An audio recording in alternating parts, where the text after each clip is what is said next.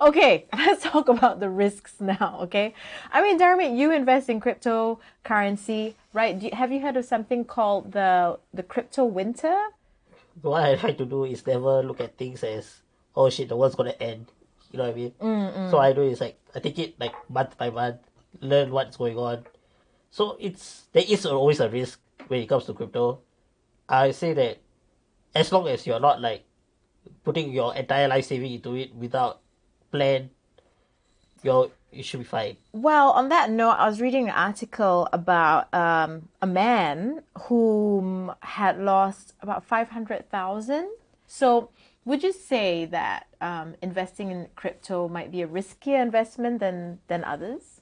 So it really depends on what you're investing in. Like I mentioned at the start, cryptocurrency is a type of technology, and because most of them have tokens, you can think of them as technology stocks. So technology stocks can do very well if we look at what happened to Tesla, Apple, Facebook, etc. They have done well. They have strong fundamentals. And there are also many cryptocurrencies or many technological startups that don't do well. So their stock price just keeps going down.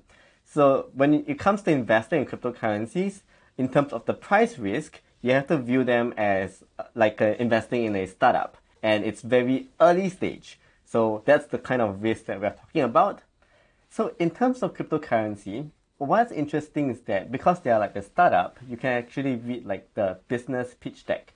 In crypto, we call them white papers. And what happened to that guy was actually the fallout of Terra was actually written in the white paper as a possibility already. So they talked about how this whole cryptocurrency could collapse in a bank run scenario, which was what happened.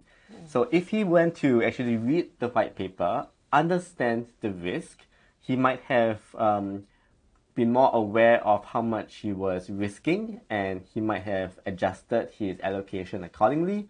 What about retail investors? Are they aware of how much of a risk they're making before going into crypto? So it's always up to their own due diligence. I would say if you're just investing without knowing about what you're investing in, I wouldn't call it investing, I would call it gambling. Right. So you have to really know what you're buying, and you have to really read into it. And the good thing is that most of the cryptocurrencies have documents that you can read about what they're doing, the mechanisms of what they're actually offering, and from there you can assess whether you want to invest in this because you think that the startup idea or the mechanism and the utility is good, or if you don't understand it, then maybe it's best to just skip it. Right. So the question is, Dharmik, are you reading all of this as you're going in to invest in cryptocurrency? I don't buy anyhow. So proud of you. That's my boy. High five. That's very weak. High five. I'm kidding. Nice. So then let's go into where Singapore stands on cryptocurrency. So I think the government is really open to innovation because at the end of the day, Singapore is a country that relies on innovation to improve productivity for its nation, right? So there is a lot of promise in cryptocurrency, in the technology of it, improving productivity. But in terms of the speculative aspect of it, because most cryptocurrency has a token which people can buy or sell, there is this speculative component that is very attractive to a lot of people to speculate on and gamble for the fun of it. But that's actually not necessary for a lot of cryptocurrency projects. So what Singapore government wants is for this technology itself to improve and improve the productivity in the future when people use them, rather than to speculate on the stock price of these assets. Right. Singapore is definitely open to cryptocurrency because especially when you hear how Singapore wants to find the next breakthrough in Web 3.0. Because when researching for the crypto video, right, I was going through articles and I saw this one like price cash for whoever can bring the latest breakthrough for Web 3.0. I'm like, okay. What is Web 3.0? Before we explain Web 3, we first need to know what is Web 1 and Web 2, right? Because 3 shouldn't come out of nowhere. So Web 1 actually is basically the era where computers and internet was first created, and you can only write to it. You can only read the information.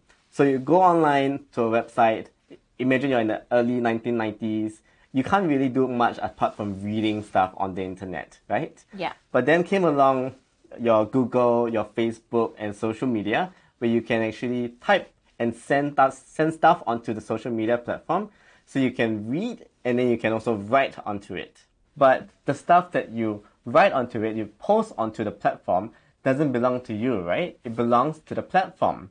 So that's where people are feeling it's a bit unjust, unhappy about it, because they take your content and then they sell it and they give you nothing in exchange, correct? Yeah. So that's what people find a little bit unfair. It's our content, it's our hard work that we put out, and then these platforms are basically earning off it without giving us anything back. So that's where Web3 comes in, where you can read, you can write, and you can own the content that you put out.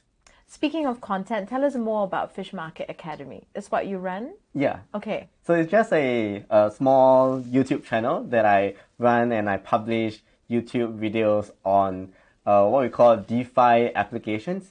So DeFi is a subsection of crypto and stands for decentralized finance. And it's basically taking our existing financial system and rebuilding it onto the blockchain in a decentralized, permissionless way, so that anyone, anywhere in the world can use financial services without being subjected to the bank's regulations or government censorship. That's what your YouTube channel is about? Yes. Wow. And there are a lot of ways to earn money in DeFi, just like how there are ways to earn money in the financial system. So I will go through tutorials on different applications because there is a lot of stuff happening in DeFi. So it's a sad thing to see that people who are in crypto mainly just trade crypto, but they don't actually use crypto. So many people are only familiar with the idea of trading crypto assets, but all of these are actually technological companies creating technological products that you can use. Every single thing in the financial system right now, the traditional financial system, is being replicated onto the blockchain in the Web3 space, from mortgages to governance to insurance and whatever financial products you can think of. Wow. So how can Singapore take advantage of these opportunities that Web3 has to offer?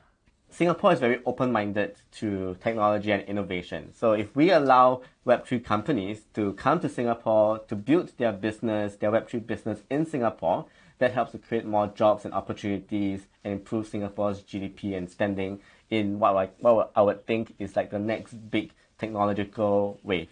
So I think we're going to wrap up now. But Dharmik, what are your thoughts from the beginning, since the beginning of this conversation that we've been having, as someone that does invest in crypto? Honestly, I'll say that if you're not willing to sit down and read, or at least, go through some videos to learn about what each coin or what the coins you're interested in does, just forget about it. Don't do it. Right? Because it's not worth putting your money somewhere you don't even know whether it'll come back to you, right?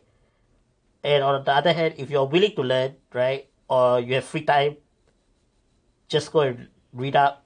And if you're interested, why not try? So I think right now there's a really good opportunity. The market has gotten rid of a lot of the hype and speculation, and you could sort of say that we are in a crypto winter, which is kind of like the best time to really do your research, not get affected by too much noise, and then make a well thought out investment.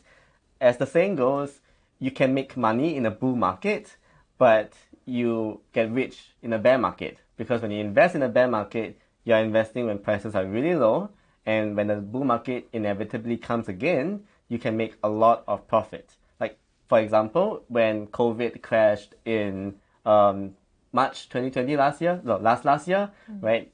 Bitcoin was down to like 4,000, 5,000, and if you had invested then, right, and then it went to 50,000, you would have 10x your money. So just to be a little bit extreme, right, I know friends that sold their house, buy it at the lows, and then sold it at the highs, and now has 10 houses, and that can be quite life-changing. right? That's an example of how life-changing crypto can be if you know what you're doing. Thank you so much. I feel so bad now for like my boyfriend and me telling him he should never invest in crypto. It's too much of a risk. And now after talking to you guys, I feel so ignorant. Thank you so much, CJ, for being here in the studio with us. Thank you, Dharmik. Of course, today's conversation is all about getting to know cryptocurrency. I hope that, perhaps you feel the same way as me. I'm totally enlightened about this. If you have any comments, please leave them in the comment section. And if you like the video, don't forget to like, share, subscribe, hit the bell for notifications. Thank you again so much for that. We still have our NFTs out for sale, so go and buy yourself a Dharmik already. Till then, we'll see you on our next show. Bye bye.